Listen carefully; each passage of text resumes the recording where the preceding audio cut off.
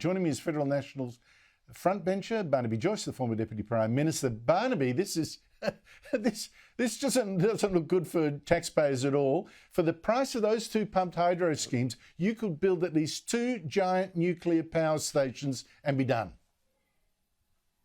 Oh, no, that can't be right, Andrew, because Chris Bowen says that's not correct. I mean, the cult of the swindle factories relies on lies.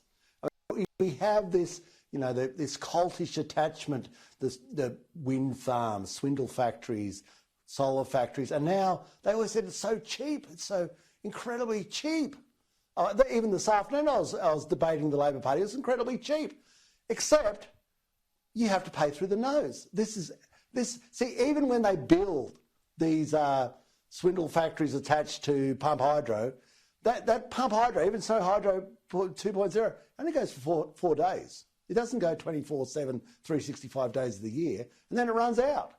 And of course, when you've got the cost of the pump hydro and add it to the cost of the swindle factory, the so-called wind farm, and have the cost of the transmission lines, when they tell us 40% of the bills come from poles and wires. So what are they building? Tens of thousands of new kilometres of poles and wires. Well, then the price that you pay is through the nose. You just get ripped off. And of course you can't say it because in cults you can't argue with the religion. You cannot be a denier, you've got to be a believer. You can't deny the reality of your power bill, you just have to believe that it's A-OK. Honestly, Barnaby, when they're trying to sell you a used car on the radio, even then they've got to have a little disclaimer on the ad, you know, T's and C's apply. They never told us that T's and C's here are going to apply and they're going to cost you tens and tens of billions of dollars. It's unbelievable. Now, Barnaby, later in the show, I'm going to show the Prime Minister going feral again at Israel and its Prime Minister, not even ruling out suggestions of war crimes investigations into the tragic killing of an Australian aid worker, Zomi Frankcom, in Gaza this week, in what Israel has said was an accident. It's going to investigate. What do you make of the way the government is handling this? Well, look, it is a tragedy, and wars are horrid things. People should not start wars. It doesn't matter. You can have all the investigations you like. It's not going to bring this person's life back, and that's a tragedy for their family. And I never, ever want to belittle loss of life, but there is so much loss of life in this war. And it's what you're seeing is, of course, Israel is going to investigate it, and I hope they do a very competent and honest job. You're going to get nothing like that from Hamas because they're a terrorist organisation. They celebrate killing innocent people. And so, you've got to be... Mr Albanese jumping in and assuming all knowledge and sort of playing cards for a war on the other side of the planet, I think is fraught with danger. And all I want is the war to stop. And you've got other people a lot closer to the action, I suppose, well, closer, I hate to belittle, it's not action, this horrific event, being the Saudis, the Egyptians, United Arab Emirates. I just hope they all get their heads together and work out how to stop this. But it's not going to be stopped from Canberra, and it's not going to be stopped by Anthony Albanese.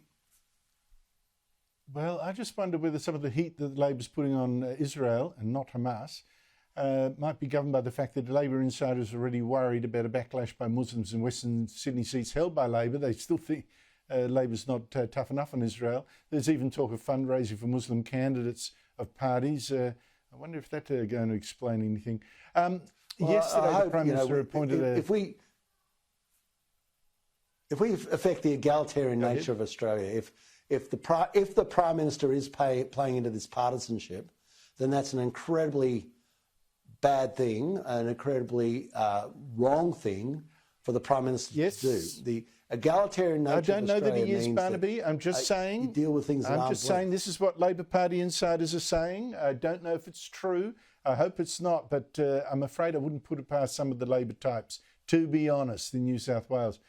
Yesterday, the Prime Minister appointed a former Labor advisor and insider, Sam Mostyn, as our next Governor-General. I know you've got to say, play the party, the loyalty game here. But Barnaby, she has made a career from pushing for women to get promoted. So woke that she's been chairman of Tim Flannery's Climate Council, also backed The Voice, went into mourning when 60% of Australians said no to The Voice. Here she is. I, frankly, after the referendum, I felt completely untethered because I thought perhaps we were a big enough nation and there was enough understanding to actually make that step. I'm horrified to think about what I thought Australia was growing up with the Captain Cook story and no mention of First Peoples or of frontier wars or any of that hidden from us. So it's a catastrophe because I think that led to what we then saw at the most recent referendum in Australia. Barnaby Joyce, are you happy with Sam Mostyn's appointment as Governor-General? Is this the unifying neutral figure that we need?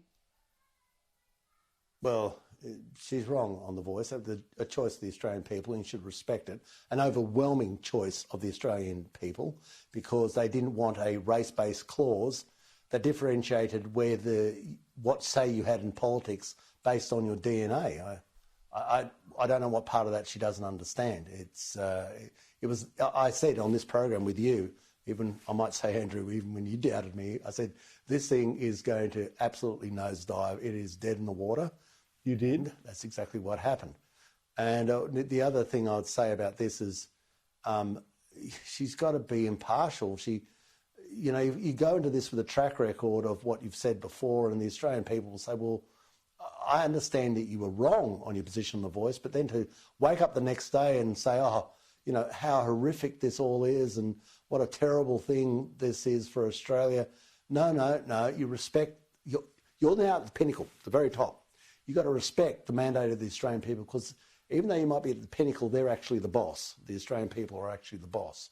And that's disturbing. And frontier wars, there were no frontier wars, right? There was no Australian army, there was no Australian general engaged or sent out to fight an Aboriginal army. There was not one person in an Australian uniform that ever fought against an army of Aboriginals. There wasn't an army. There wasn't when a person came. When Governor Phillip was Governor Phillip, he wasn't General Phillip or General or General Macquarie.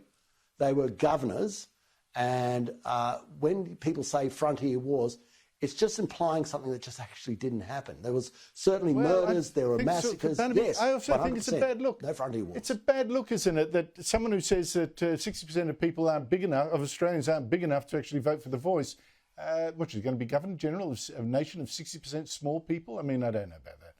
Barnaby Joyce, thank you so much for your time. We've already got to be impartial. She's an appointment of His Majesty the King of England. Yes. I'll leave it on recommendation of Anthony Albanese. I'll leave it on both their shoulders. Good on you. That is very generous of you.